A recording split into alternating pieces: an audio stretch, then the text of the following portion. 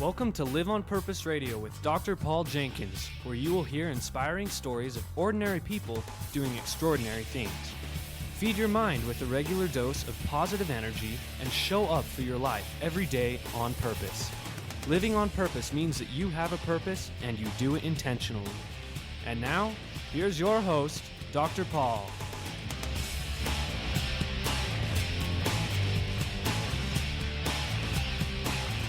Hello, everybody. Welcome back to Live on Purpose Radio. This is Dr. Paul, the shrink who expands your life, with another phenomenal guest here at Live on Purpose Radio today.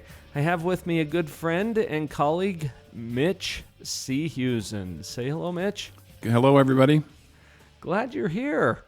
Thank you. I'm happy to be here. Now, Mitch is the incoming president of the National Speakers Association Mountain West chapter, of which I am a member. I work closely with Mitch on the board of that chapter, and we're having all kinds of fun, aren't we, Mitch? We are, and we really like our friend Brad Barton's title, NSA Ida-Wayutana. Ida-Wayutana. Ida-Wayutana, yes. Because we have four of the western United States that are involved in our chapter. We already had Utah, and at some point, one of our predecessors decided that was not enough geography. Right. So they did a land grab and picked up 3 other states. Idaho. Right. Wyoming. Correct. Montana. Correct. And, of course, Utah. Very nice. Thank you, Dr. Paul. So here we are. And, Mitch, you're the incoming president for That's our right. chapter. You've been a speaker for most of your life. That's correct. At this point. That's correct. Sometimes working for Fortune 100 companies, sometimes freelancing it. You're a speaker. You present on topics of leadership, business development, safety, and life. Can I add that one? Very well put. Thank you. Oh, well, thank you. So, Mitch, tell us your story a little bit. Where are you coming from? Give our listeners a little feel for who you are.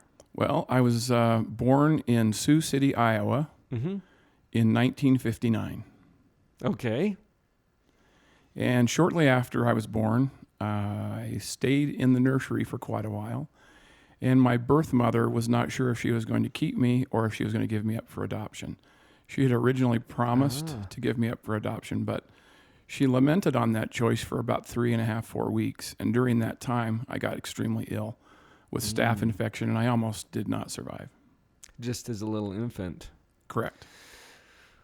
So you got a rocky start. I had a rocky start. I did. And my poor parents, they weren't certain if they were going to, they'd had all this adoption papers figured out and paid for it, et cetera. And their attorney had flown to Sioux City, Iowa to pick me up. And this is in the time of air travel in the 1950s, imagine. And came back the first time, and then communicated for a long period of time. And then when she had finally signed the papers, then he took another trip. And this time he decided to surprise my parents. Did not tell him that he was going back. He's kind of a joker, kind of a tricky guy. And picked me up and brought me back to Idaho Falls, Idaho, and showed up at 2:00 in the morning at my parents' door with me. Wow. And they were so blown away. They had no preparations. It's like the stork just dropped you there on the doorstep. Yeah. And the part that's sort of funny is the attorney was an African-American gentleman. And if you can, in Idaho in 1959, in Idaho, there were not a lot of African-American people. So he was kind of an anomaly, kind of like the only one. Right. And he practiced family law, mostly divorce law for women. So let's just say he wasn't a real fun guy, wasn't real popular, not loved. Most everyone hated him. The whole time I grew up, everyone would say bad things about him. I'm like, well, he's the reason I'm here. Why would you say such disparaging remarks? He's the stork. He's Reg the black stork. Well, Mitch, we could launch into all kinds of conversations about adoption and family dynamics. Probably that's not the direction we'll go with this show today, though, because I think that there are some principles you've become aware of. As you've worked with businesses and as you've spoken to audiences, there are some principles that have congealed in your mind. And you were born in the 50s, dude. So you may be older than many of our listeners. Yes, probably so. And younger than some, but mostly older, yeah. But mostly old. I know, that's weird, huh? No, not really. It used to be kind of weird, but I'm cool with it now. You're embracing that. It's groovy. Yes. Groovy. Nice. What are the principles? If you had to just hone it down to a couple of principles, what rises to the surface for you, and how have you learned it? Well, we grew up in a society where everybody says there's only two certain things in life, and they're death and taxes. Correct. Mm-hmm. But I believe there's actually three non-negotiables in life. Okay. And they are death and taxes as one combined. I'm going to combine those. You're going to combine them. Right. And then I'm a big fan of science because I do have a bachelor's in science, but I've never actually worked as a scientist. Okay. So the second principle is gravity. Oh, yeah. Okay. Yeah, natural laws. Yeah, natural laws, gravity. Love it. And the third one, which I really want to move to the top, is hope. Hope. Hope. Okay. So define that for us. Well, without Take hope, us on a ride. without hope, nothing is possible or nothing is accomplished. This gets down to a belief, doesn't it? It does. We don't know what's coming. That's one of the fun parts about life. That's why I get up every morning. We don't know what's coming, but we use our active imaginations to come up with all kinds of scenarios. Very true. And I believe that hope ties into that. Yes. It's a scenario that you create in your mind, which is favorable for you. I don't know if that's your definition, Mitch. How would you expand on that? Well, I believe hope is what makes me smile in the morning. Mm-hmm. I like to wake up in the morning and sort of have a small devotional of the 5 things that I'm most grateful for that morning. Yeah. Oh, and gratitude is such a powerful tool to get us there. It is. And most people don't realize where the term gratitude comes from. Enlighten us. Well, the definition that I like, there's lots of definitions, but I believe that gratitude comes from grace. Mm-hmm. And being a Christian, we're only saved by the grace of God. And gratitude is a feeling or a position. In fact, you know Mike Schlappy. I do. Mike was on the show a couple of years ago, I guess. And listeners, if you haven't heard that episode, go back and listen to Shot Happens, which is also the title of Mike's book. But Mike talked about attitude and gave a new twist to it that I hadn't really encountered before, except through reading his book. And that is attitude as a position toward your circumstances or a position toward whatever it is. It's a position, like in an airplane, for example. And this is what Mike shared with me. The attitude indicator is the most important instrument in the cockpit. Not altitude, attitude, which is the position of the plane relative to the horizon or the ground. And you can see that if you've got a nose down attitude, you're heading for the hard stuff, as opposed to a nose up attitude, which gives you altitude, which elevates and lifts. So I like that position idea. I think it ties into what you're talking about with hope. Well, and it kind of ties into what's topical just in the last couple of weeks. The young man with mental illness that had somehow hidden that and ended up behind the controls as a co-pilot of the plane over in Europe, locked out the captain, and where did his attitude go? Down, and took everyone on the plane with him into the mountains. Have you seen this as you've worked with companies and businesses? That attitude really makes a difference in the bottom line, for example? Absolutely. Attitude is everything. Wow. And, okay, so you're a speaker. You're the guy who takes the mic at the front of the room and tries to get people motivated and inspired and connect them to principles that are going to improve their life somehow. And you're saying that attitude is everything. Attitude is everything. Wow. What can you share with us about that? One of the first memories that I probably have is as a child, my father was a leader in the Lions Club in Idaho Falls. And my mother had a lot of illness, primarily mental illness. Most people don't want to talk about mental illness, but I'm a child of mental illness, so I'm happy to talk about it. And I'm a shrink, so we're good. We're perfect. We're covered. Let's go. And so it's kind of a crazy thing that kind of goes on. So you must have a positive attitude. My mother was very ill one time. They'd already paid for both dinners to go to the Lions Club dinner. It was at the West Bank Restaurant in Idaho Falls, right across from the falls, right across from the hospital, the LDS hospital, the LDS temple, right there in beautiful downtown Idaho Falls. So as a 10-year-old boy, I got to go with my dad, which I thought was pretty cool.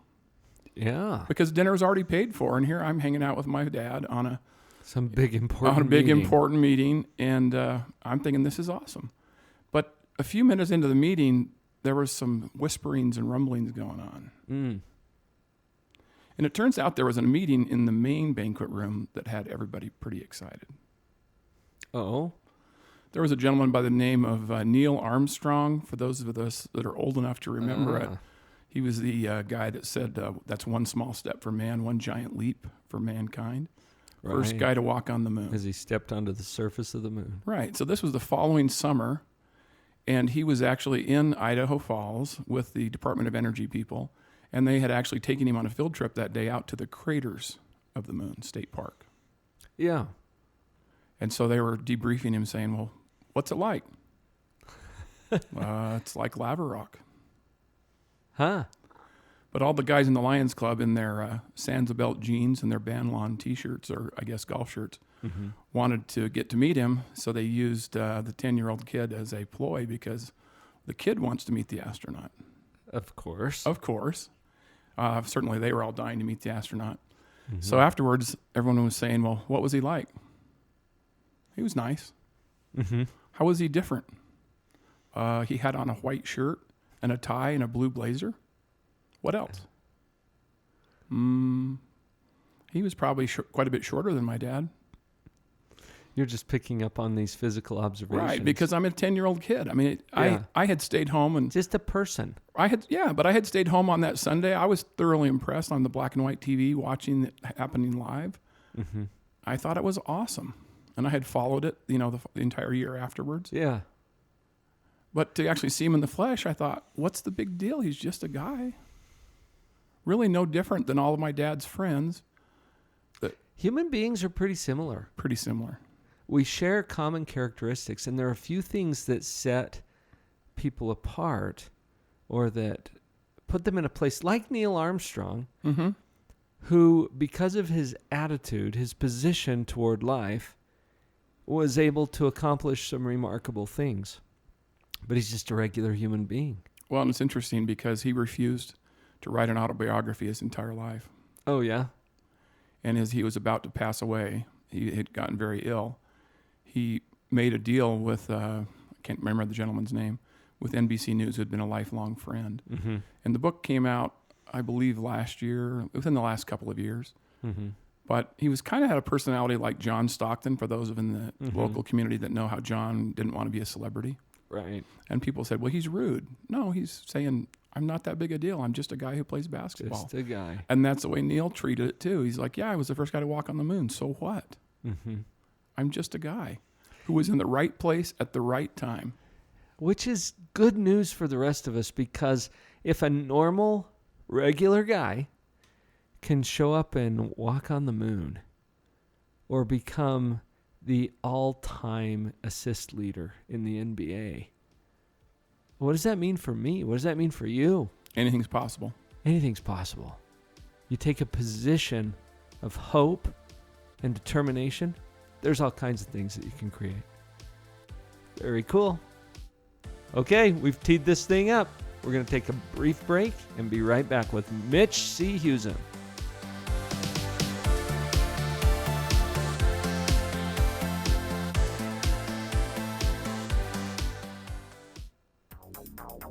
Hi, my name is Chris Crone, and thank you for listening to Live on Purpose Radio.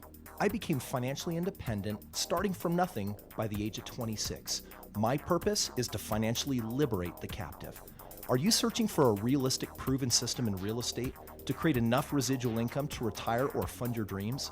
I invite you to learn about a passive, turnkey, proven system and approach to real estate where my team of 200 experts can do all the heavy lifting to create the freedom you're searching for. Visit www.liveonpurpose.strongbrook.com to get a free copy of my book, The Straight Path to Real Estate Wealth. Just enter the code FREE at www.liveonpurpose.strongbrook.com.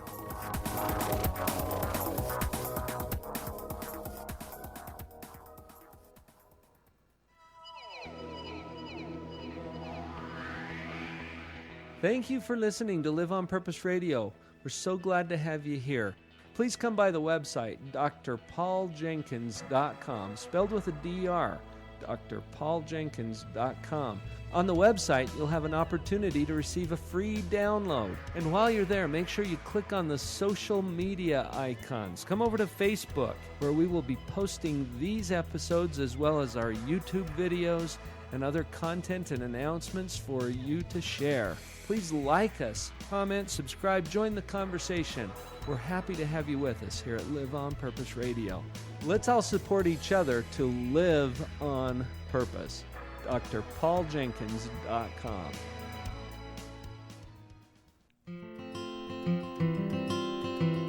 Leaders must be close enough to relate to others, but far enough ahead to motivate them. John Maxwell.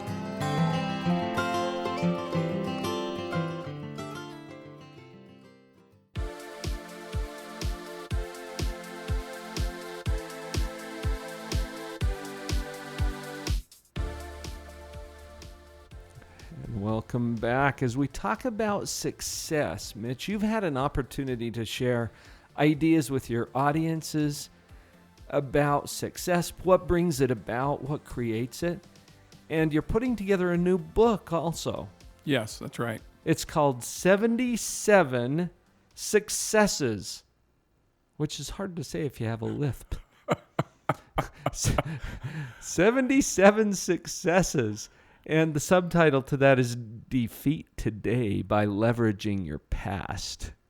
That's right. And we were talking during the break a little bit, Mitch, about this word defeat. What? Defeat today?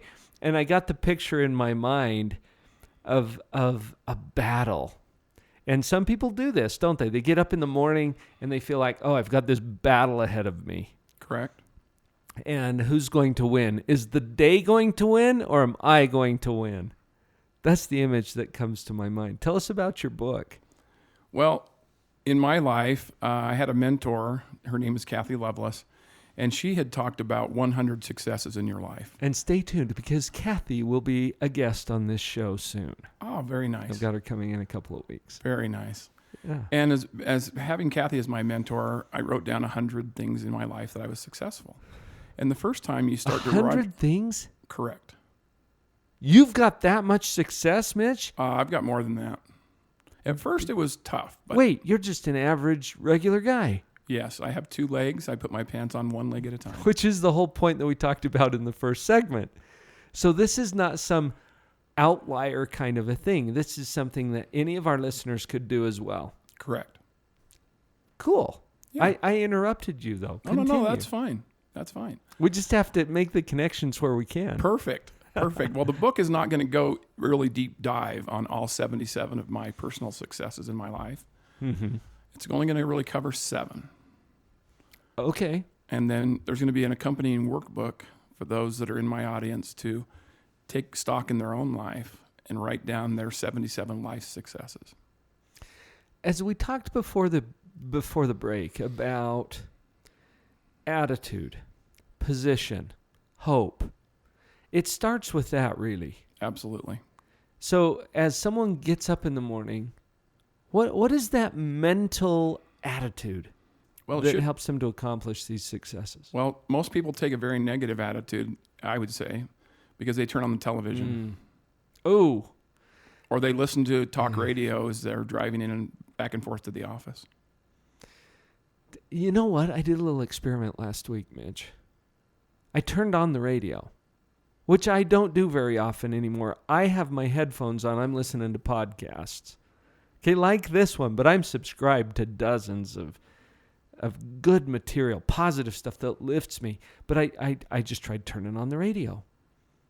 And the energy was completely negative. Yeah. I was listening to news, okay? But it wasn't really news. It was stories about negative things. Tragedy sells the news. Whether it's television news, newspapers, tragedy sells the news.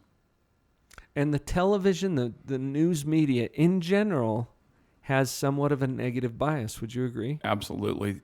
Their mantra is, if it bleeds, it leads. Yeah, which is unfortunately true because we all have this kind of morbid fascination with problems. Some people do, yes. You have to. I think you have to make the choice to reprogram your life. Mm-hmm. And to take a different direction on purpose. Absolutely, live with a purpose. A great friend of mine, Dr. Paul Jenkins, wrote a book about living on purpose. Being well-intentioned in what you do. Thank you for the pitch, Mitch. Pathological positivity. Pathological positivity sounds a little crazy to some people. Oh, I think it's awesome. Because you look at the world around us and yeah, there are things happening. Some of which are very painful, difficult, challenging. But you know what? For every painful story that's out there, I think that there's another story. Absolutely. About being a hero. Absolutely. One of my favorite books is the Little Yellow Book of Attitude by Jeffrey Gitomer. Oh, yeah, he's got little books. Little Yellow Book of Yes Attitude. Uh-huh. And he says it's not a positive attitude, it's a yes attitude, which is a little bit different than a positive attitude. Uh-huh. So he says feed your mind every day with things that make you feel, yes, I can do it. Just like we're talking about, yes, I can slay the dragon. I can defeat the challenges of today. Yes, yes, yes. You know what? Just from a psychological perspective, Mitch, it's possible to take a no attitude or a yes attitude. And it's a choice. It is a choice. Most people don't realize this because it feels like there's not really a choice. Right. So what have you found about that? Well, it's interesting. A couple of years ago, my son, Lander, went down to Dixie College. I guess it's Dixie University now. I'm dating myself. For a year of school. And he went down in the summer with one of his really good buddies, and they worked outside in the heat in the summer in St. George, and they got a real true appreciation for hard work. But when he left home, which was a week after he graduated from high school, I gave him a copy of the book that I just mentioned. Jeffrey Gitomer's book, The Yes Attitude, and I bribed him. He didn't realize I had bribed him, but I put a large number of large denomination bills as bookmarks in the book. Through the book. Correct. Brilliant. Because every college student is broke, poor, and needs money. Uh-huh. So I knew when he called home and said, hey, Dad, I'm broke. Can I get $10? Can I get $100? Whatever. Yeah. Then I had it, we'll just get the book out. It's like, sorry, son, can't help you. Can't help you. Have you read that book? Have you read the book? So the book was wrapped up in tissue paper, and he had it behind the seat of his truck. Mm-hmm.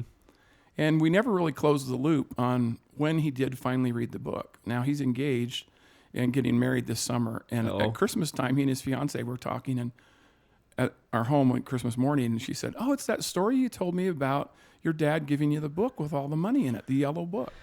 But I haven't got the chance to sit down with him and close the loop on. You need to get the rest of that story. I do need Mitch. to get the rest of that story. You know what? That's a really cool parenting strategy. Thank you. And take note, folks, because if there's something important that has changed or motivated or moved you in some way, it's natural to want to share that, but other people are not necessarily motivated to consume that or to read it. And I just love that idea. And so I had taken these bills and I had bookmarked some of my favorite passages in the book and highlighted them. So my thought was, hey, I'm having this problem, Dad. Well, okay, go open the book, crack it open, go to the first bookmark. But what really happened was he would never mention the book. So every once in a while I would say, well, have you had a chance to read the book? No. Have you had a chance to look at the book? Why do you keep asking me that? No. Yeah. So that's kind of the last time he and I had talked about it until Christmas. Mm-hmm. Yeah. Which is a number of years ago. It's kind of funny. You get to choose which position you will take. And I've asked, I gave a lunch keynote yesterday, Mitch, and I was asking this group, how you doing next month? I'm doing awesome, because if it's to be, It's up to me. Yeah, and we do have something to do with it. But you know what? The answer to that question is, I don't know. I mean, the most truthful answer is, I don't know how I'm doing next month. Well, let's circle back to what you're talking about listening to talk radio. Mm-hmm. So you hear occasionally a human interest story about someone who won the lottery or, right? Yeah. Found the guy who found the bag of money recently on his way to work. Oh, he's what? Lucky. Right.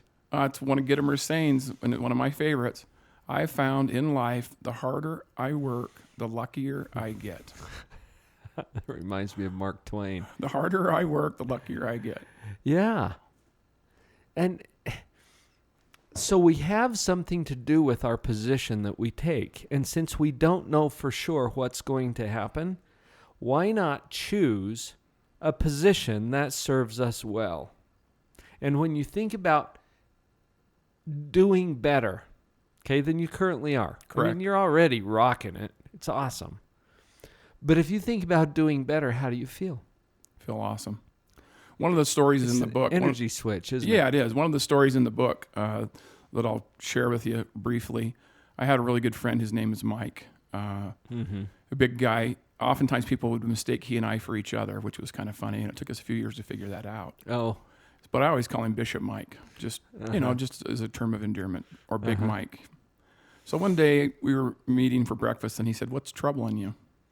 I said, "Oh, I'm fine." He said, No, something's troubling you. Yeah.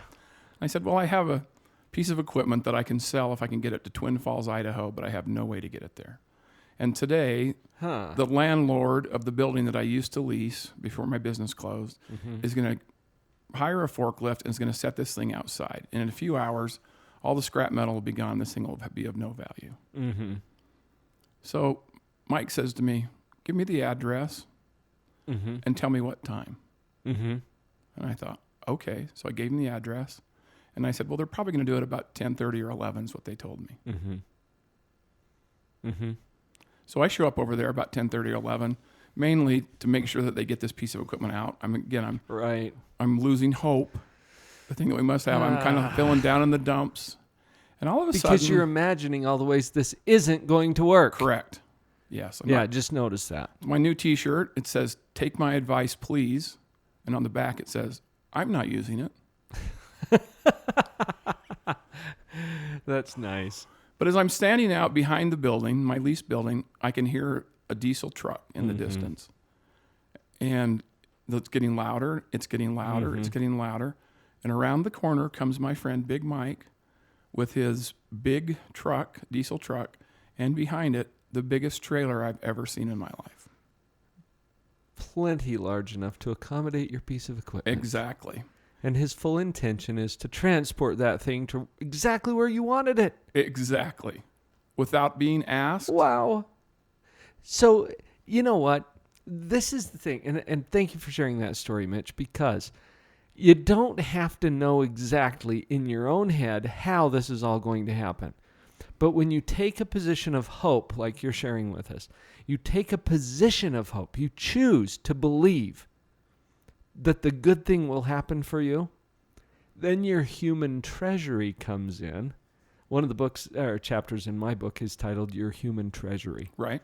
It's great the chapter. big mics in our world. Love it. Who show up and somehow magically help us to accomplish exactly what it is that we wanted to do. And it's always supported by that other person. The how is the least important factor in any project.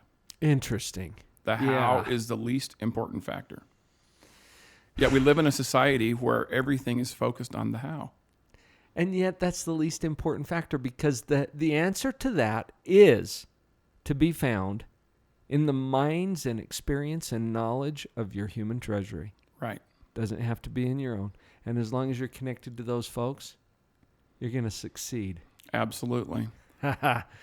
So, Mitch, there's a way for people to get a hold of you, and it's primarily through your website. That's correct. That's right. It is, yes. So, Mitch Seehusen, spell that for us, Mitch. Mitch, Like Ditch, only Mitch. Like Ditch, only Mitch. And he gave a pitch for my book recently. Thank you. And then Okay. Seehusen, Seehusen.